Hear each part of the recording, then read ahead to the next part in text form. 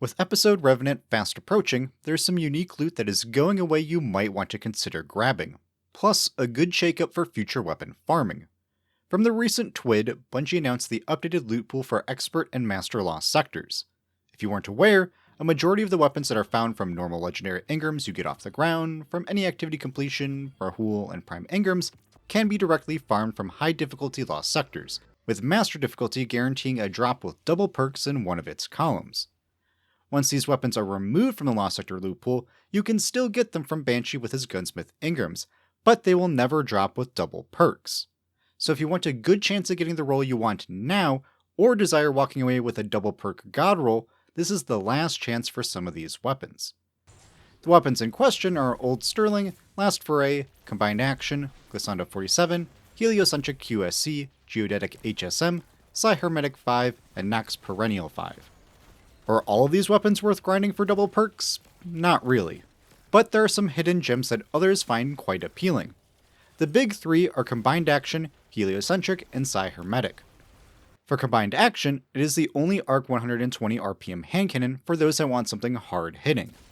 The main selling point, in PvP, is that it has the perk Adagio. While it does reduce the fire rate slightly, it increases its damage, allowing it to 2 crit guardians, 9 resilience or less. Pair that with Zen Moment, no distractions, or perfect float, and you have an excellent dueling weapon, especially if you can't get other top contenders like Igneous Hammer in the energy slot. For PvE, while it's not the favored archetype, it still has perks like Volt Shot and Timed Payload. Looking at Heliocentric, sidearm fans really love this thing. You've got Heal Clip, Perpetual Motion, Demolitionist, and Moving Target in the left column, Incandescent, Kill Clip, Frenzy, and Precision Instrument in the right column. If you haven't given this a shot yet, you're doing yourself a disservice, even if it is just a sidearm. The last weapon is the high-impact pulse rifle Psi Hermetic V. For PvP, you have perks like Moving Target and Elemental Capacitor in the left column, Head Seeker, Kill Clip, and Perpetual Motion in the right column, making this thing a more forgiving or more deadly laser beam. For PvE, Enlighten Action paired with Headstone or Frenzy are my top picks. Like I said at the top, these weapons aren't leaving the game, as they should end up at Banshee's Foundry focusing based on Bungie's word and prior weapons doing the same. It's just these double perk variants. And as an additional reminder, these weapons are enhanceable, so perk power does compete with craftable weapons of similar archetypes. On the topic of farming these weapons, on screen is the remaining rotation of Lost sectors, days, locations, modifiers, and loot table. Being towards the end of the episode, you should be fairly high on power level to make these farming runs go more smoothly. Remember though, this must be done solo, and you'll have to earn platinum rewards by defeating all the champions. But, in addition to your troubles, you should also get some exotic engrams, which I would save for next episode to level up Rahul and unlock any new exotic armor he releases.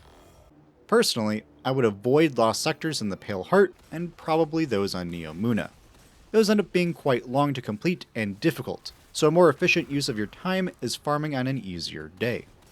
Of course, besides these leaving weapons, you have those that are sticking around, which are much better in my opinion, so keep an eye out for those Godroll Parabellums and Crux Terminations.